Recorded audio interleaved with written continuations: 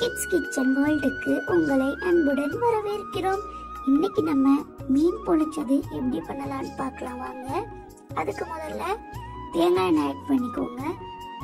எண்ணெய் நல்லா சூடானதுக்கு அப்புறமா சின்ன சின்னதா கட் பண்ணி வச்சிருக்கிற இஞ்சி ஆட் பண்ணிடலாம். அது கூடவே சின்ன சின்னதா கட் பண்ணி வச்சிருக்கிற சின்ன வெங்காயத்தையும் இப்ப நம்ம ஆட் பண்ணிடலாம்.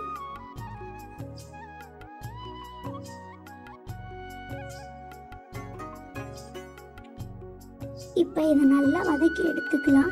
அதுக்கப்புறமா இஞ்சி பூண்டு விழுது நம்ம ஆட் பண்ண போறோம். 1/2 ஸ்பூன் அளவுக்கு இஞ்சி பூண்டு விழுது ஆட் பண்ணிக்கோங்க. கூடவே சின்ன சின்னதா கட் பண்ணி வச்சிருக்கிற கருவேப்பிலையும் நம்ம ஆட் பண்ணிடலாம். ஆட் பண்ணிட்டு இஞ்சி பூண்டோட பச்சை வாசனை போற வரைக்கும் இதை நல்லா வதக்கி விட்டுக்கோங்க. தேவையான அளவு வத்தத்தூள் ஆட் பண்ணிக்கோங்க. அதுக்கப்புறமா மல்லித்தூள் 1 ஸ்பூன் ஆட் பண்ணிக்கோங்க.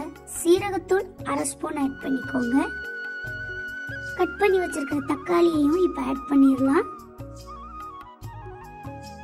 தக்காளி சீக்கிரமா வேகிறதுக்காக கொஞ்சமா உப்பு ஆட் பண்ண போறேன். இப்ப இது எல்லாத்தையும் நம்ம நல்லா வதக்கி விட்டுறலாம்.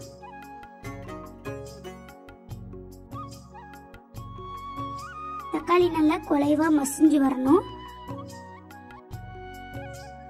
இந்த அளவுக்கு நல்லா மசிஞ்சதுக்கு அப்புறமா நம்ம கட்டி தேங்காய் பால் இதுல ஆட் பண்ணிடலாம். கடைசியா ஒரு 4-5 ஸ்பூன் கட்டி தேங்காய் பால் ஆட் பண்ணிக்கோங்க. தேங்காய் பால் தான் மீன் பொரிச்சதுக்கு ரொம்ப ரொம்ப சூப்பரா இருக்கும். இப்ப இதை நல்லா கலந்து விட்டுடலாம். எண்ணெய் பிரிஞ்சு வர்ற வரைக்கும் இதை நல்லா வதக்கி எடுத்துக்கோங்க. இப்ப பாத்தீங்கன்னா எண்ணெய் நல்லா பிரிஞ்சு வந்துருச்சு.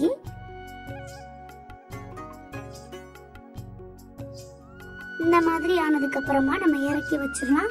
அதுக்கப்புறமா ஒரு வாழை இலைய இந்த மாதிரி நல்லா ஹீட் பண்ணிக்கோங்க. அப்பதான் நம்ம ஃபோல்ட் பண்ணும் போது இலை வந்து பிஞ்சு போகாம நல்ல ஃபிளெக்சிபிளா இருக்கும். இப்போ ஒரு இலைய வச்சுட்டு அதுக்கு மேல நம்ம செஞ்சு வச்சிருக்கிற கிரேவியை வச்சிடலாம்.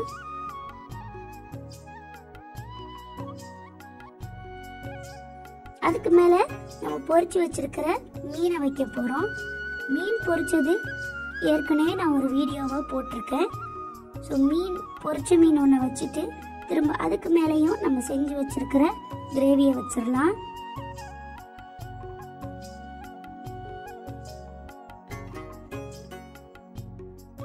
இந்த மாதிரி நல்லா மீனை கவர் பண்ணி விட்டுக்கோங்க கிரேவியால. இப்ப மீனும் கிரேவியும் வெளியே தெரியாத மாதிரி நல்லா ஃபோல்ட் பண்ணி எடுத்துக்கோங்க. மசாலா எதுவும் வெளியே வந்துடக்கூடாது. இந்த அளவுக்கு நல்லா டைட்டா ஃபோல்ட் பண்ணிட்டு ஒரு கயிறை வச்சு கட்டிடுங்க.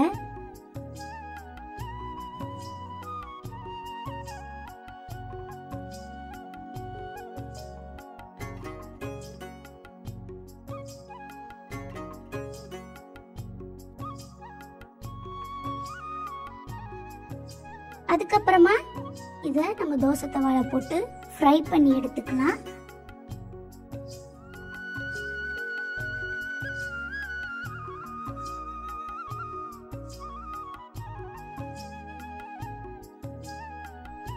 முன்னாடியும் பின்னாடியும் திருப்பி விட்டுட்டு எண்ணெய் அப்படி இல்லைன்னா தண்ணி எதையாவது ஆட் பண்ணிக்கோங்க.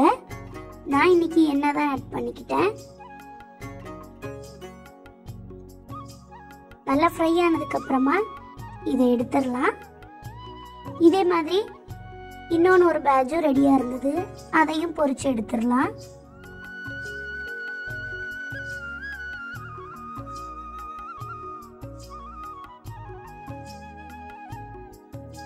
இப்ப நம்ம ஃபர்ஸ்ட் பொரிச்சு எடுத்ததை ஓபன் பண்ணி பார்க்கலாம் உள்ள எந்த அளவுக்கு இருக்குன்னு சொல்லிட்டு.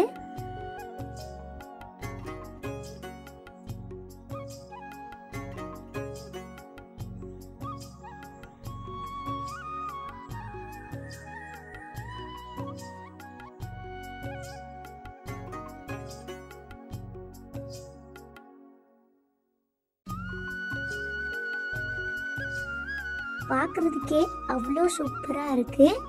இதோ சூப்பரான மீன் பொரிச்சது தயார். உங்களுக்கு இந்த வீடியோ பிடிச்சிருக்குன்னு நினைக்கிறேன் குழந்தைகளா.